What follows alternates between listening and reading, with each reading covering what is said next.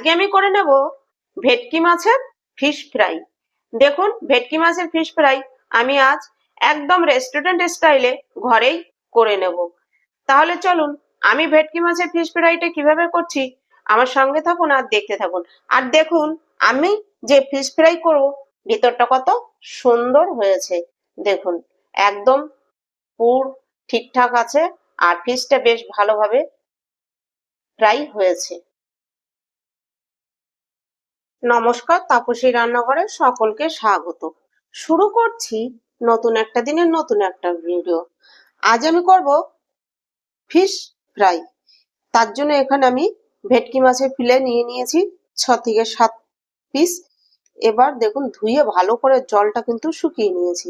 এবার দিয়ে দিচ্ছি এর মধ্যে পরিমাণ মতো নুন, আর দিয়ে দেব এখানে কিছুটা গোলমরিচের গুঁড়ো।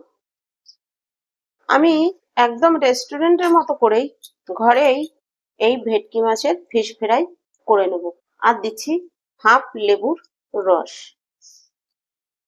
বেশি কোনো কিছু মশলার দরকার নেই এখানে, কয়েকটা মশলা লাগে, সেটা ঘরেই থাকে সবসময়। আমাদের ঘরে থাকা উপকরণ দিয়েই আমি এই ফিশ ফ্রাই করে নেব। দেখুন, নিয়ে নিয়েছি।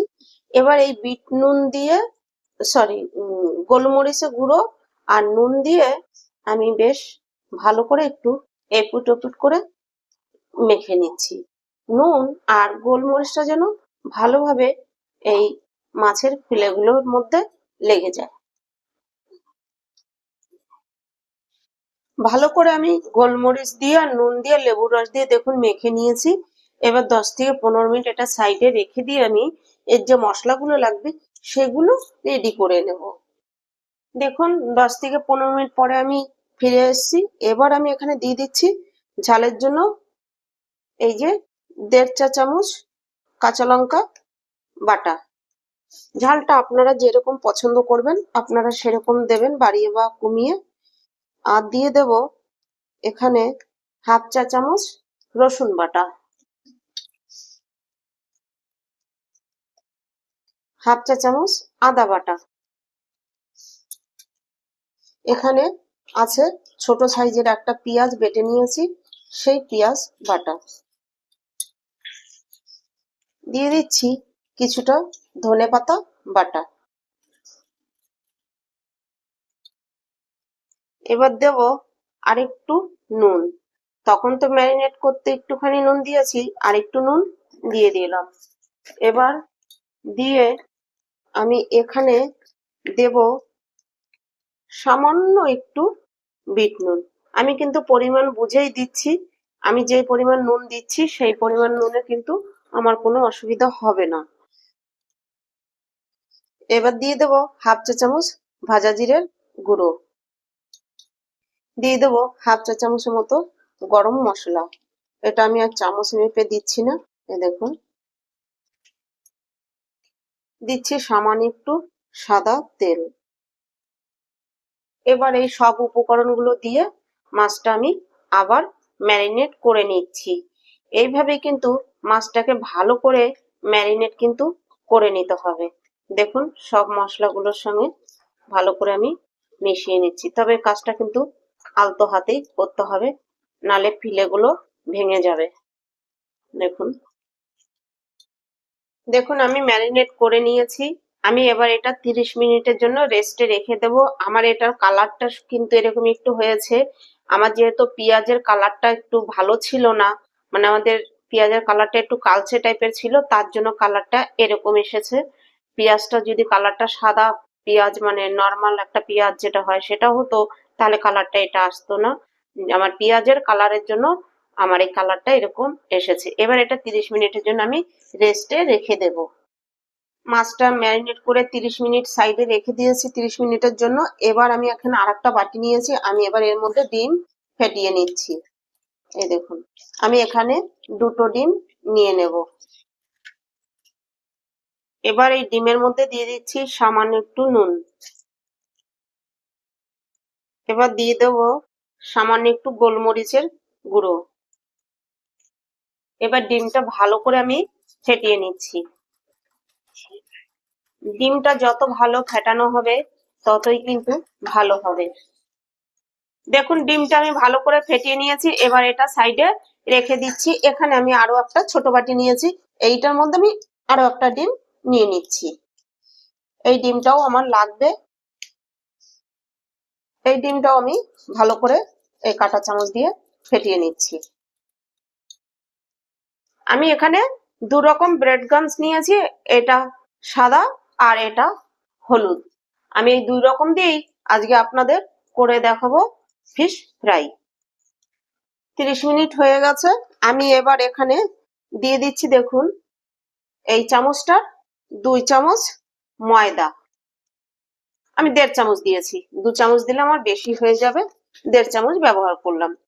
এবার দিয়ে দিচ্ছি একটা ডিম, এই যে যেই ডিমটা ফেটিয়ে রেখেছি সেই ডিম দিয়ে আমি আবার ভালো করে কিন্তু এটার সঙ্গে মেখে নিতে হবে। এটা আমি প্রথমে মাখলে কি হতো, এটার থেকে কিন্তু মানে লিকুইড ভাব চলে আসতো, এর জন্য আমি এখনই মেখে নিলাম। এইভাবে মেখে নিলে এর কোটটা বেশি ভালো হবে। তাই এবার দেখুন আমি একটা ফিশ ফ্রাই প্লে নিয়ে নিয়েছি, এবার ডিমের মধ্যে আমি কোট করে নিচ্ছি, এপিট ওপিট করে কোট করে নিচ্ছি। নিয়ে এভাবে একটু এরকম করে ছড়িয়ে দিয়ে আমি এবার ব্রেড ক্রাম্বসের মধ্যে দিয়ে দিচ্ছি। এবার উপর থেকে বা হাত দিয়ে আমি উপর থেকে ব্রেড ক্রাম্ব দিয়ে চেপে চেপে নেব। এ দেখুন এভাবে কিন্তু চেপে চেপে নিতে হবে। এখানে একা একটু অসুবিধা হয়, কিন্তু কিছু করার নেই, একাই তো করতে হবে। এখানে দুজন হলে ভালো হয়, একজন যদি ডিমের গোলার মধ্যে এই কোটটা করে দেয় তাহলে বেশি সুবিধা হয়, তাহলে আর মানে একটা হাত দিয়ে কাজ হয়ে যায়। বা হাত দিয়ে আমার একটু অসুবিধা হবে।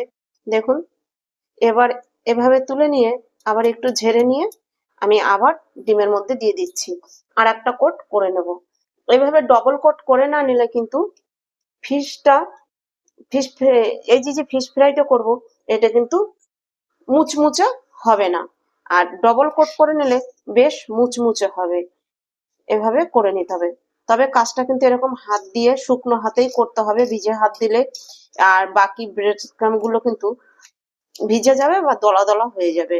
এবার দেখুন আমি এরকম চেপে চেপে করে নিচ্ছি, এপিট ওপিট উল্টে এভাবে চেপে চেপে করে নিতে হবে।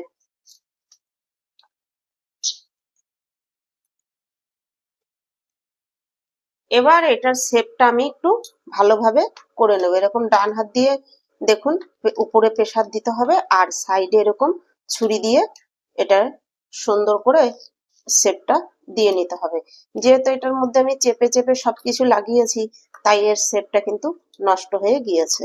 এবার এভাবে শেপটা করে নিলে দেখতেও সুন্দর লাগবে, যেরকম একদম পারফেক্ট রেস্টুরেন্টে হয় সেই রকমই হবে, দেখে কেউ বলতেই পারবে না যেগুলো ঘরে বানানো হয়েছে। উপরটাও ঠিক এইভাবেই ছুরি দিয়ে একটু চেপে দিতে হবে।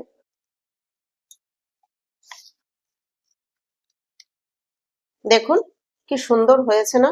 এবার এটা আমি একটা প্লেটে এবার একটা প্লেটে আমি তুলে নিচ্ছি। এভাবে করে যদি সঙ্গে সঙ্গে ফ্রিজে রেখে দেওয়া যায় বা করে 30 মিনিট ফ্রিজে রেখে দিলে আরো বেশি ভালো হয়। এবার আমি আরো একটা করে দেখাবো হলুদ কালারের ব্রেড ক্রাম্বস দিয়ে। দেখুন আমি আরো একটা নিয়ে নিয়েছি, একইভাবে আমি এটাও করে নিচ্ছি। আমি শুধু হলুদ ব্রেড ক্রাম্ব দিয়ে করব, সেটাই আমি দেখাচ্ছি। এই দেখুন এভাবে চেপে চেপে করে নেব উপর থেকে এভাবে দিয়ে। আমি আরো একবার ডিমের মধ্যে কোট করে নেব। এভাবে কোটটা করলে বেশ মুচমুচে হবে, তার জন্য ডবল কোট করে নিচ্ছি। আপনারা চাইলে সিঙ্গেল কোটও করে নিতে পারেন।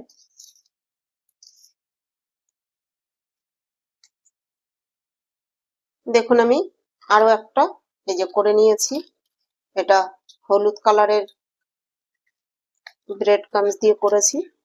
দেখুন এই একইভাবে আমি সবগুলো করে নেব। তেল দিয়ে দিয়েছি কড়াই বসিয়ে, তেল মাঝারি গরম হয়ে গেছে। এবার আমি দিয়ে দিচ্ছি যে ফিশ গুলো রেডি করে রেখেছি সেই ফিশ ফ্রাই করার জন্য। এবার দিয়ে আমি আঁচ রাখবো এখানে একদম লো রেখে আমি এটা ভেজে নেব। এখানে কিন্তু তেলটা হাই গরম করা যাবে না, হাই গরম করে দিলে তাহলে তেল উপর থেকে এই ফিশ ফ্রাই এর উপরটা লাল হয়ে যাবে, ভিতর থেকে ফিশটা কিন্তু ঠিকভাবে ফ্রাই হবে না। তার জন্য তেল কিন্তু মাঝারি গরম করেই তারপরে এটা দিয়ে ভাজতে হবে।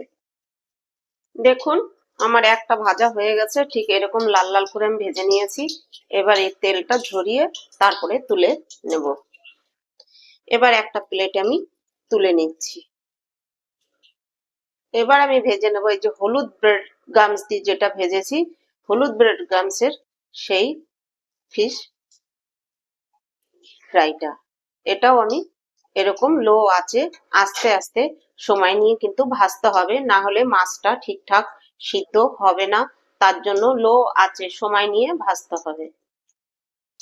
দেখুন পরে যেটা দিয়েছি এটাও আমার ভাজা হয়ে গেছে। আগেরটার থেকে এটার কালারটা কিন্তু বেশি ভালো হয়েছে। এভাবে বাকিগুলো আমি ভেজে নেব।